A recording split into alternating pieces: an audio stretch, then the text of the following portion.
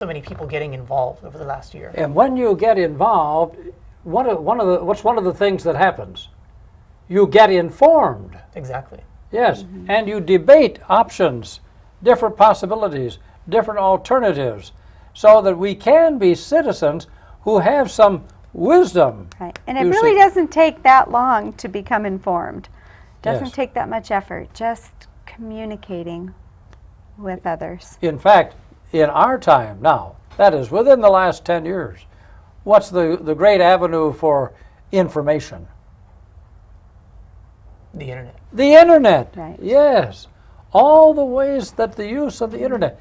Now, as a matter of fact, this is, public TV, what we're on right here. This station, you see, here in Yamhill County, there are only, I think 7 public stations in the state of Oregon. There could be 17. There could be maybe 70.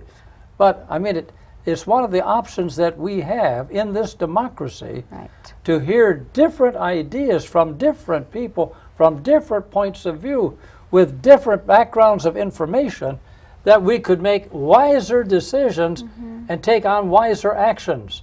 It's one of the reasons that public access TV is so crucial for the well-being of a democracy. But what you did at your house last night in inviting people on this issue of health care, I think was at the heart of democracy. That we might live better, live healthily, and hopefully live a little longer and do a little better with what we're doing with our lives. And we had fun while we were at it. That's right, and good strawberry shortcake too. Now, There you go. tell me, how did you first get involved in politics? I don't know how deeply involved I am. I've just been interested in talking about it, and like I said, last year was the first time that my wife and I, went out and started helping campaign for Obama. That was our first step into the arena of actually doing something about it. Yes. And that was exciting, wasn't it? Yeah. I mean, see, that's the thing.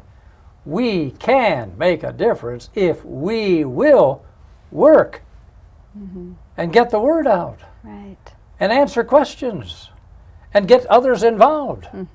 That's what a democracy is about. Yeah. Now, you've been a worker all the time I've ever known you, and I've known you for some time. Now, what actually got you started with this public involvement and a concern about the well-being of other citizens? Probably starting from my children and seeing the importance of needing change, just progress, needing to progress so that they had a voice. Yes. Children don't have a voice, and we need to be their voice. And then I came from a family, a very progressive family, a very caring, always concerned about other people kind of family, and I have a lot of that of my dad in me, and he was always a fighter for little people who didn't seem to have a voice. There's so many people who don't really have a voice, and people like me, I guess, who I don't have a problem with going out and talking to other people. I need to be their voice. Yes. And so that's what I do. Now, where did you grow up? Southern Oregon. In Southern Oregon?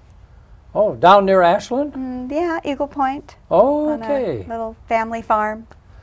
Isn't that one of the great things about this democracy? That here are people like my father coming over, on my mother's side, they were Scotch-Irish, back 2 more generations, you see. I remember my mother used to talk about her folks coming to York State. She meant New York, see, from Ireland, the Scotch-Irish community in Ireland, you see, coming into York State and then migrating to Michigan and working in logging camps, you see. I mean, imagine that the son of a logging camp mother, you see, could eventually go to the University of Michigan, the University of Chicago, go on into a professional life, you see, in this democracy. we are all really blessed in this country, but people forget that we are a country. We're not just little old me. It's all about me. It's all about us. Us. Right. There you go. And people Well, forget that. now we've got just 3 more minutes. What, as we now begin to work on this problem or this issue of public health care, what are some of the things that I know last night you had this page, and I was looking at it, which gives you some alternative options there. What are some of the things that struck your mind as you went through that step by step? I was surprised to see the differences between the single payer option and the public option that that is being promoted right now. To that we at least need a public option. Single payer, didn't we find out that 75% of the people, I guess 75% of the people want a public choice. Some kind of government-provided health care. Yeah, Some type kind of government-provided right, health care. Right. Now, single payer would be like what Medicaid and Medicare are right now. But and it would be for everyone. It would be for everyone. At all stages of life. And that would be optimum. But if we could at least, to start off with, come up with a public option that would provide a choice for these people who have no choice. Yes. There are too many people who have no choice at all. No, because Why either is that in their America? employers aren't able to or haven't chosen to provide health care as a feature of their employment, Right. you see.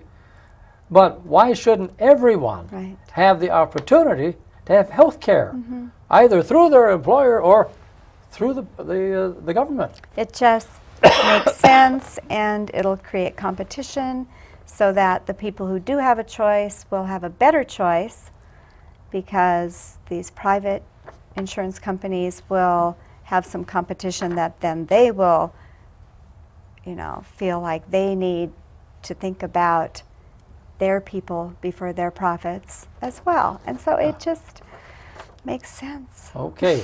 What about, as you've reflected on this, we have just a minute or two here.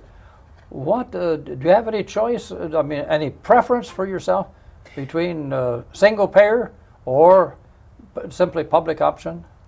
Ultimately, it seems that single payer would be the best way to go, because everybody has the same, well, regardless of if you have good health or poor health, everybody has a basic need for health coverage. Yes. And you don't know what position you're going to be in later. So it makes sense to have the single payer option. But I can also understand that for a lot of reasons, it would be extremely difficult to try and just jump into that in step one. And so I'm fine too with the public option, as long as it really truly makes it possible for everybody to get insured. And if that turns into a single payer option down the road because it just is the best way and it's what everybody chooses, then that's great.